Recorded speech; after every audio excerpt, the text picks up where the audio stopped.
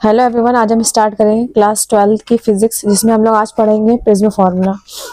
Prism formula boards में कई बार पूछा जा चुका है। सीबीएसई वगैरह पैटर्न में टर्म 2 के एग्जाम में प्रिज्म को कई बार पूछा गया है। आज हम लोग प्रिज्म की प्रूविंग देखेंगे, प्रिज्म के फार्मूले को कैसे हम लोग प्रूव करेंगे, आज के वीडियो में हम लोग ये देखेंगे। तो सबसे पहले हम क्या देखेंगे, अगर कोई प्रिज्म है तो सबसे पहले प्रिज्म क्या होगा, दो मीडियम होगा, एक रेयर मीडियम होगा और एक डेंसर मीडियम होगा। फर्स्ट मीडियम हमने μ1 लेट करा, सेकंड मीडियम को हमने क्या लेट करा है, μ2। जब इंसिडेंट रे रेयर मीडियम से डेंसर मीडियम में जाती है तो जो नॉर्मल होता है तो रे क्या होती है, नॉर्मल की साइड बेंड हो जाती है। और सेम ऐसे ही जैसे टू रेयर जाती है, नॉर्मल से अवे जाती है, मतलब नॉर्मल से थोड़ा दूर जाती है रे। फिर यहाँ पे जो एंगल बनेगा ये क्या हो जाएगा, इंसिडेंट एंगल, जिसे हम लोग ने I1 नाम दिया है। और यहाँ पे जो रिफ्रैक्टेड एंगल बनेगा उसे R1। यहाँ पे जो एंगल बनेगा वो होगा I2 और यहाँ पे जो एंगल बनेगा वो क्या होगा, R2। डेल्टा क्या है, angle of deviation. Angle of deviation क्या होता है, जैसे जैसे हम लोग यहाँ पे इंसिडेंट एंगल की वैल्यू बढ़ाएंगे वैसे वैसे ये रे भी क्या होगी, वैल्यू भी चेंज होगी, जिससे क्या होगा, ये जो डेल्टा है मतलब इन दोनों रे बीच में जो ये डिस्टेंस आ रहा है ये भी क्या होता जाएगा, चेंज हो जाएगा। इसे क्या नाम देते हैं हम लोग, डेल्टा, एंगल ऑफ डेविएशन। और एक क्या है, यहाँ पे प्रिज्म का एंगल है। तो बाद हम इसमें क्या देखेंगे कि अगर हमें जैसे यहाँ पे ये दे रहा है डेल्टा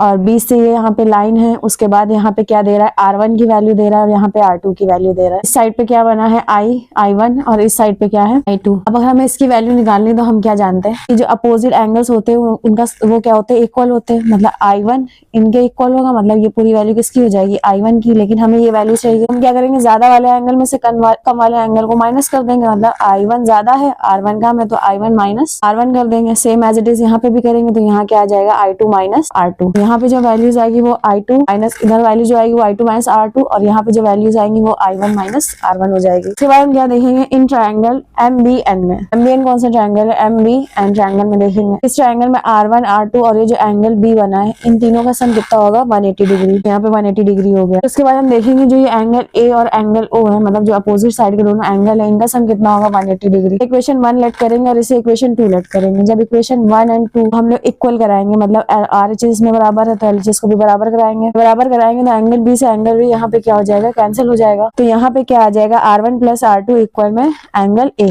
फर्स्ट चीज यहाँ पे निकल आई मेरी। उसके बाद हम क्या देखेंगे आगे, ये जो एंगल ऑफ डेविएशन है, अगर इसकी वैल्यू निकाले तो ये क्या है, एक्सटर्नल एंगल, मतलब बाहरी साइड बना एंगल है। हम लोग जानते हैं एक्सटीरियर एंगल होता है अपोजिट इनटू इंटीरियर एंगल्स के सम के इक्वल होता है। तो ये एक्सटीरियर है तो इसके सामने दो कौन से angle, I1 minus R1, I2 minus R2। तो इन दोनों का हम क्या करा देंगे, सम। अब इन दोनों का यहाँ पे सम कराएंगे, I1 और I2 को साथ में लिखेंगे क्योंकि ये दोनों प्लस में तो साथ में आ जाएंगे, और ये माइनस में तो माइनस बाहर कॉमन लेंगे तो R1 प्लस R2 हो जाएगा। यहाँ पे R1 प्लस R2 की वैल्यू हमने कितनी निकाली है, एंगल A। यहाँ पे क्या रख देंगे, R1 प्लस R2 की वैल्यू एंगल A रखेंगे। उसके बाद हम देखेंगे कि let the angle are very small. अगर एंगल बहुत स्मॉल होगा यहाँ पे तो हमने जानते हैं जो μ1 sin I1 इक्वल में μ2 sin R2। Basically Snell's law है, sin I1 अपॉन में sin I अपॉन में sin R इक्वल में μ2 अपॉन में μ1 या μ1 भी जिसे हम लोग लिखते हैं, इस टाइप में लिख सकते हैं। तो इसमें हमने I1 क्यों लिखा है, अगर हम लोग यहाँ फर्स्ट के लिए देख रहे हैं, फर्स्ट वाले टर्म के लिए अगर हम यहाँ पे स्नेल्स लॉ लगाएं तो इसमें ये वैल्यूज आएगी। लेकिन हम क्या देख रहे हैं कि एंगल क्या है, स्मॉल है। तो जब स्मॉल एंगल होगा तो यहाँ पे μ1 I1 इक्वल में μ2 R1 हो जाएगा। ये आ गई।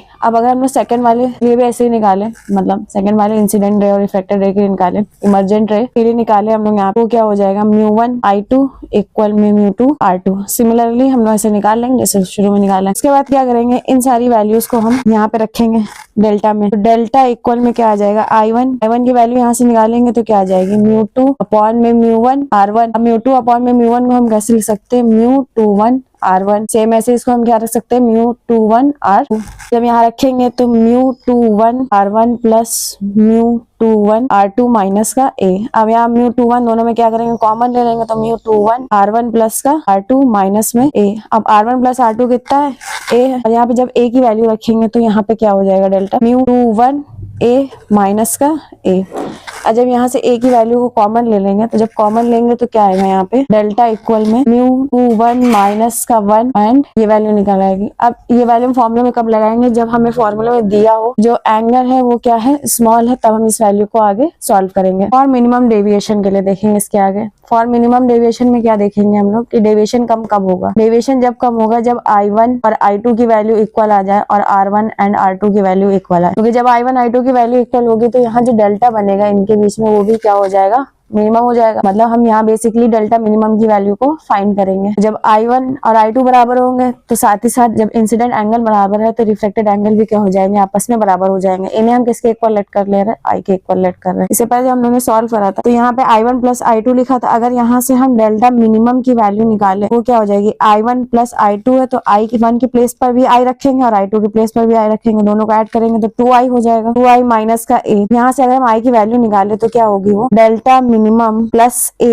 अपॉन में 2 इक्वल में I। ऐसे ही सेम अगर यहाँ R1 की प्लेस पर R और R2 की प्लेस पर R रखे, ये क्या हो जाएगा 2R इक्वल में A। यहाँ से R की वैल्यू निकालेंगे तो क्या हो जाएगी, वो A अपॉन में 2। तो यहाँ पे अगर हम लोग स्नेल्स लॉ लगाए यहाँ पे, तो स्नेल्स लॉ क्या कहता है, μ21 इक्वल में साइन I अपॉन में साइन R। साइन I की वैल्यू कितनी है, I की वैल्यू कितनी निकली यहाँ पे, डेल्टा मिनिमम A/2, तो sine delta minimum plus A/2 upon में साइन R की वैल्यू कितनी निकली A/2, तो साइन A/2 1। क्या हो जाएगा, प्रिज्म के लिए रिफ्रैक्टिव इंडेक्स का फॉर्मूला हो जाएगा। तो आपको डेरिवेशन समझ में आ गई होगी प्रिज्म की। अगर आपको इसमें कुछ डाउट है तो आप कमेंट सेक्शन में पूछ सकते हैं। If you like then please subscribe and thank you for watching.